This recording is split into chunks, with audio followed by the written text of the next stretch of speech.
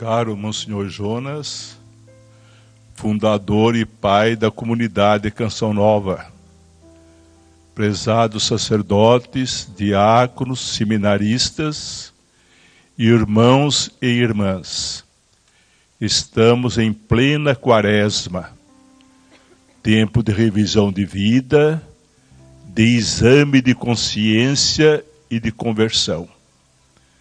E a palavra de Deus que acabamos de ouvir ilumina a nossa quaresma, a nossa caminhada em direção à Páscoa do Senhor. A primeira leitura desta missa registra a prece que Azarias, jogado na fornalha ardente, dirigiu a Deus. Azarias ali estava com dois companheiros, Ananias e Misael, porque recusaram adorar a estátua de ouro do rei. Adorar a estátua do rei seria substituir o Criador pela criatura. Seria fazer de uma simples criatura o fundamento da vida. Só Deus, irmãos e irmãs, é o fundamento. Fundamento do universo, fundamento profundo da moral, da reta conduta humana e, sobretudo, fundamento da nossa vida. Nesta prece, Azarias se refere às consequências dramáticas do pecado para a sociedade e até mesmo para a religião. As consequências sociais do pecado para a sociedade, a humilhação do povo, a diminuição da população, a falta de verdadeiros governantes.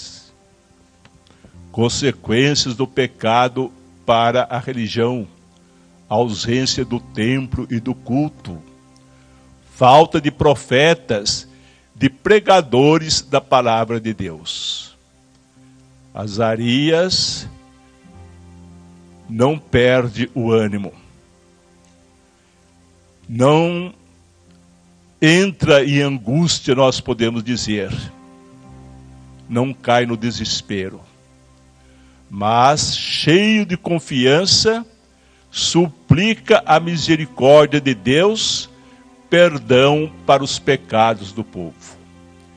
Irmãos e irmãs, o pecado é sempre um ato individual, mas sempre tem consequências comunitárias e sociais. Crises na família, na sociedade e até mesmo na igreja, são com muita frequência consequência do pecado. De modo que essa primeira leitura é uma alerta para todos nós. A palavra de Deus proclamada na primeira leitura, nós respondemos com uma prece, o Salmo 24.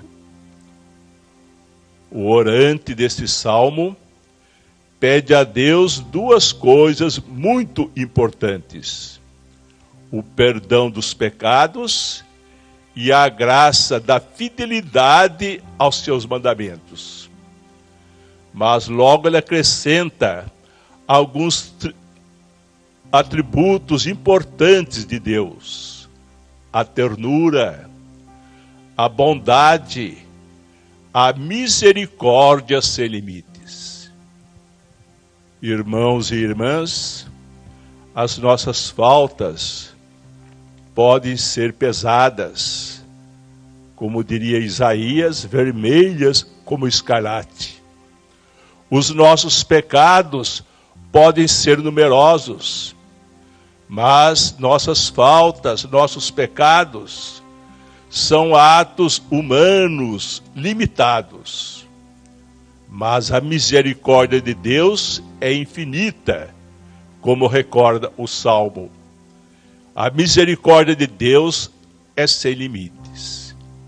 E isto enche o nosso coração de esperança e confiança na infinita misericórdia de Deus. Deus, na sua infinita misericórdia, dá como resposta aos nossos pecados o seu perdão generoso. O evangelho que foi proclamado está, de certo modo, em continuidade com a primeira leitura. Eu creio que a parábola contada por Jesus é o melhor comentário ao pedido que nós fazemos na oração do Pai Nosso.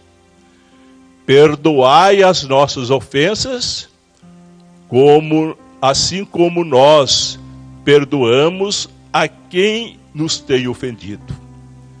Esse pedido do Pai Nosso, à primeira vista, parece significar que o perdão que Deus nos concede é uma troca.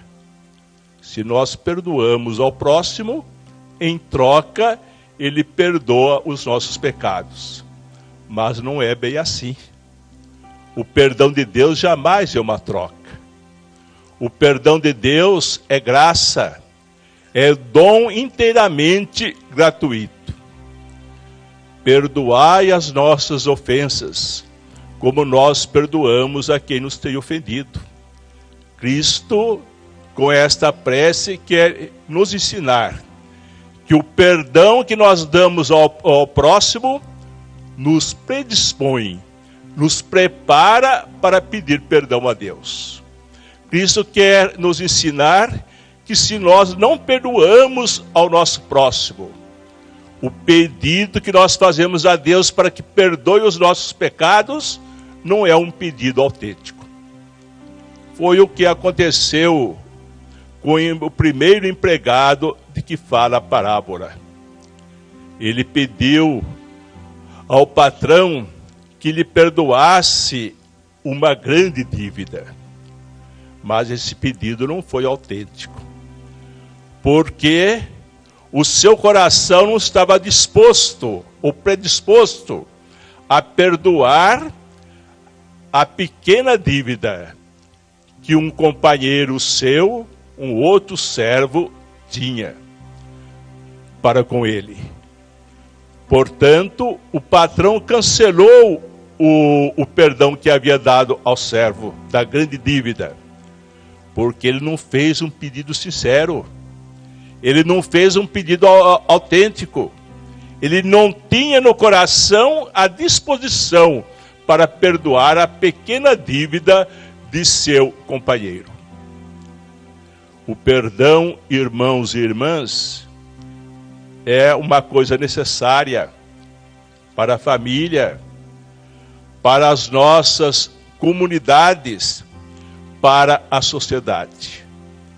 Todos nós sabemos, pela própria experiência, que ódio gera sempre mais ódio. Violência gera sempre mais violência. E facilmente se forma em torno de nós uma corrente de ódio, uma corrente de violência. Como romper com essa corrente? Como quebrar esta corrente? Não existe outro meio a não ser o perdão. E o perdão também renova a pessoa. Toda pessoa que pede perdão não é sempre a mesma. Algo muda nela. Toda pessoa que concede o perdão ao próximo também se renova. Não fica sendo sempre o mesmo. Algo de bom foi acrescentado à sua vida. Mas o que significa perdoar? Perdoar não significa simplesmente esquecer a ofensa. Perdoar não significa tornar-se indiferente perante a ofensa. Perdoar, irmãos e irmãs, é curar uma ferida. De fato, a ofensa provoca uma ferida, no relacionamento para com Deus, no relacionamento para com o próximo. Portanto, nós só conseguimos perdoar verdadeiramente quando nós unimos o nosso perdão ao perdão de Cristo na cruz.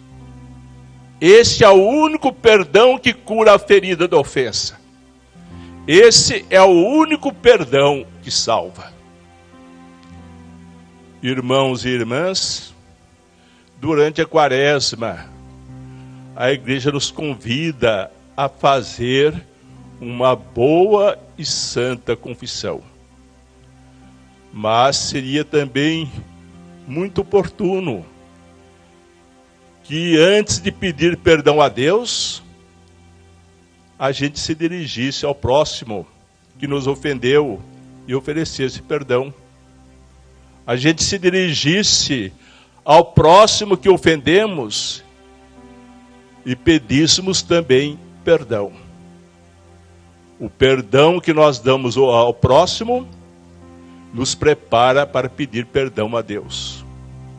O perdão que nós damos ao próximo faz com que a nossa confissão seja uma confissão autêntica.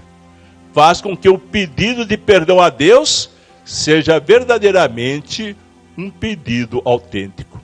Eu creio que essa é uma lição importante que o Evangelho de hoje nos dá. Amém.